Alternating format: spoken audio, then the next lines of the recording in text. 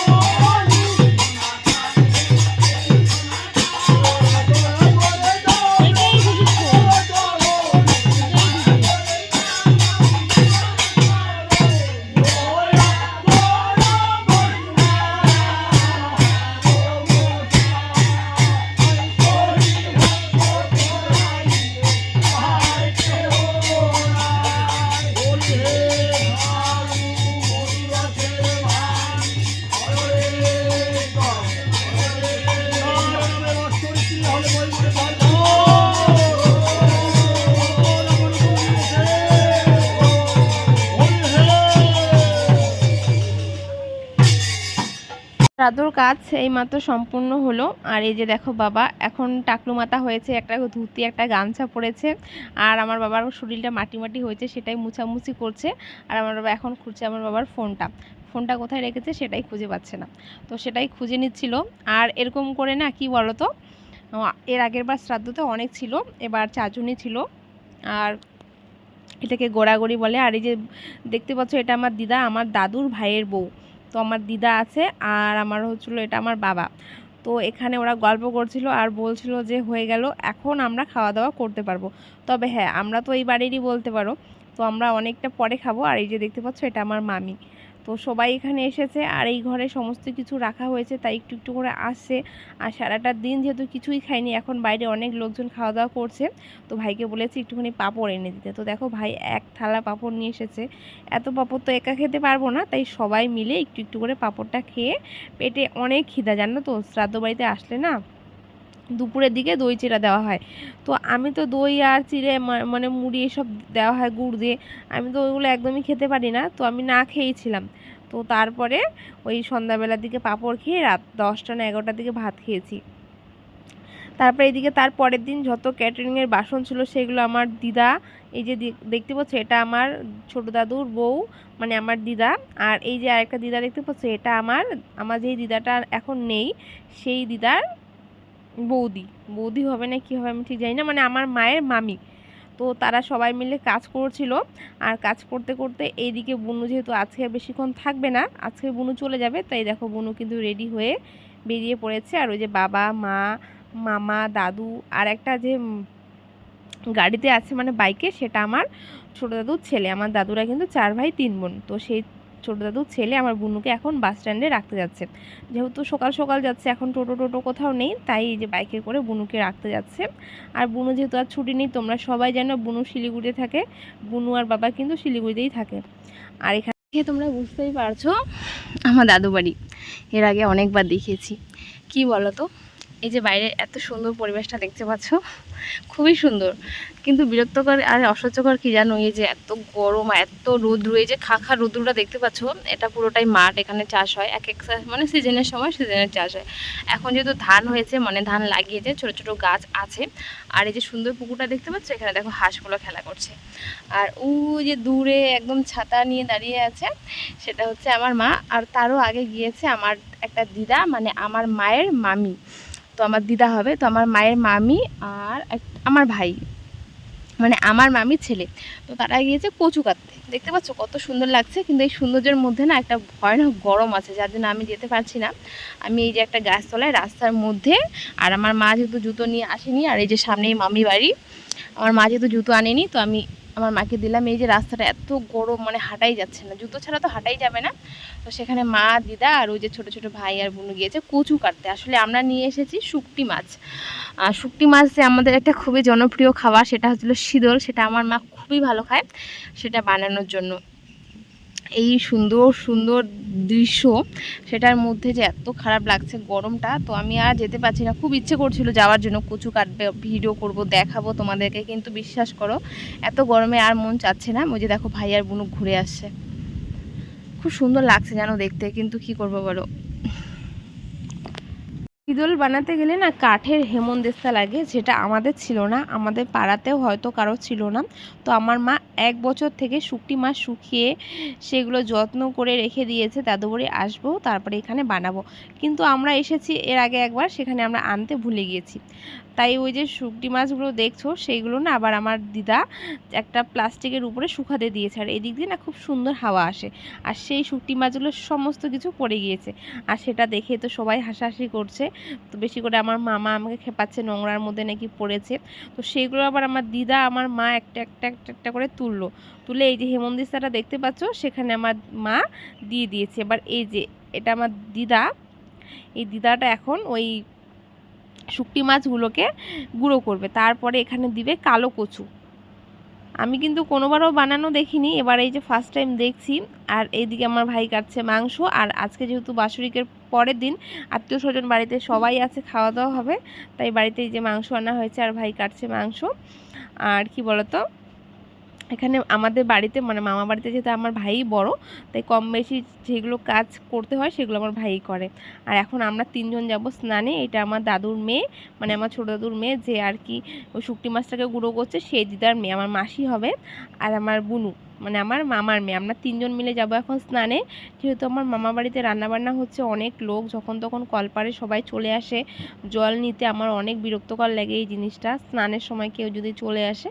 তো আমি বুনুকে বলেছি চল একটা পাশের বাড়িতে গিয়ে স্নান করি। আর নদীতে যাওয়ার কথা ছিল, সবাই এত মানে বারণ করছে নদীতে যেতে না, এই খাখা রৌদ্রুতে নদীতে যেতে না করছে মা। আর নদীতে নাকি এখন জলটাও অনেকটা বেশি, তাই আমরা একটা পাশের বাড়িতে স্নান করে এই তো চলে এসেছি। এখন দেখো খুবই সুন্দর, খুবই সুন্দর এখানে। আমি ভাবলাম চলো আমি একটুখানি কাপড় জামা মেলে দেই, এত সুন্দর লাগছে কি বলবো। আর হাওয়া দিচ্ছে, এখানে সবাই বসে আছে, সবাই কাজ করছে। আর ওই যে দূরের রাস্তাটা দেখতে পাচ্ছ, আমি দাদু বাড়ি থেকে একটু দূরে এসেছি, মানে বট গাছের এখানে। তো দেখো যে রাস্তাটা জুম করছি, এই রাস্তা দিয়ে আমার নিজের পিসি বাড়ি যাওয়া যায়। তবে আমাদের পিসি বাড়ি আর যাওয়া হলো না, রাস্তাটাই তোমাদের দেখালাম। এই রাস্তাটা দিয়ে আরও অনেকটা দূর যেতে হয়, তবে ওই যে রাস্তাটা দেখতে পাচ্ছ এটা আমার পিসি বাড়ি যাওয়ার রাস্তা। তো আমরা এখানে বসে বসে না হাওয়া, সবসময় আমি শুধু হাওয়াটার ফিল নেই, এত সুন্দর হাওয়া কি বলবো। এটা তারও পরের দিনের ভিডিও। সকালবেলা সবাই কালকে বিকেলে মানে দুপুরবেলা খাওয়া দাওয়া করে সবাই চলে গিয়েছে, থাকার মধ্যে শুধু আছি আমরা, মানে আমি, আমার মা আর আমার মামির মা, মানে আমার দিদা। আমরা 3 জনই আছি, আত্মীয়র মধ্যে আর কেউই নেই। তবে এখানে আমি এখন ছুলছি পাট, আর সবাই পাট ছুলতে ব্যস্ত, আর বুনু করছে ওইদিকে রান্না। তো ভাবলাম চলো আজকে যেহেতু এদের মানে দেখো গ্রামের বাড়িতে তো অনেক কাজ থাকে, তো আমাদের জন্য তো আর ওদের কাজটা বন্ধ হয়ে থাকবে না, তাই না? তাই মা, মামি, মামা সবাই মিলে কাজ করছে। মা কিন্তু গ্রামেরই মেয়ে, আর মাকে আমি প্রথমবার পাট ছুলতে দেখছি। আমি মাকে বলছিলাম পারবে না পারবে না, মা বলছে আমি পারি। তো দেখো মাও কিন্তু টুকটুক করে অনেক পাটই ছুলেছে, কিন্তু আমার দ্বারাই হচ্ছিল না। আমি মাকে দেখে দেখে চেষ্টা করছিলাম, কিন্তু হ্যাঁ আমার গাছের ছাল ছাড়াতে ভালো লাগে বলে আমি পাটটাকেও ছাড়ানোর চেষ্টা করছিলাম, কিন্তু জড়িয়ে জড়িয়ে যাচ্ছিলো। আর সেটা দেখেই কিন্তু সবাই হাসাহাসি করছে। আর মা বলছে যে দেখ আমারটা দেখে দেখে কর, করে করে শিখ। তো আমি এই যে মাকে দেখে দেখে করতে গিয়ে তবুও জড়িয়ে যাচ্ছে। আর পাটকাঠিগুলো যেহেতু অনেকটা দিন জলে রাখা হয়েছে, অনেকটা নরম, আর একটুতেই ভেঙে যাচ্ছিলো। এটাকে শুকানোর পর একটু শক্ত হবে। আর এই দড়িটাই কিন্তু নেওয়া হয়, দড়িটাই কিন্তু মানে মামারা বিক্রি করবে। আর আজকে এটা মানে কি বলতো, এখানে যে পাটটা ছুলছে সেটা আজকে আমি দেখছিলাম যে কি করে জলে থেকে তুলে তারপরে কি করে ছুলে। তো সেটা এখানে যে ছুলছে না, মা কিন্তু দেখো ভালো মতোই ছুলতে পারছে।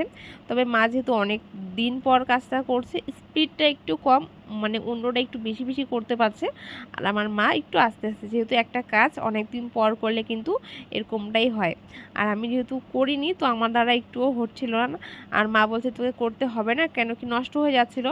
আর আমি বলছিলাম একটুখানি করি, একটুখানি শিখি। ছায়ের মধ্যেই বসে বসে করছিল সবাই। আর যারা একটুখানি বেশি করতে পারে, যাদের হাত খুবই পাকা, তারা কিন্তু জলের মধ্যেও করে। তো আমি জলের মধ্যে করানোটা না দেখাইনি, ওখানে দাদু ছিল, মামা ছিল, অনেকজন মিলেই করছিল। আর মামি আর মা আরও অনেকজন মিলে করছিল। তবে মা এই যে ছায়ের মধ্যে বসে এখানে ছুলছে। তো মা বলছিল আমারও ভিডিওটা করে রাখ, আমিও পাট ছুলতে পারি, সেটাও একটুখানি দেখে নে, মানে আমাকে বলছে। এটা তারও পরের দিনের ভিডিও। এখানে এত হাওয়া দিচ্ছিল, হঠাৎ করে না হাওয়া চলে এসেছে, আর বুনু দেখো পাট কাঠিগুলো নিয়ে যাচ্ছে। তো চলো আজকের ভিডিওটা বেশি বড় করছি না, এখানে শেষ করছি। আবারও দেখা হচ্ছে নতুন দিন নতুন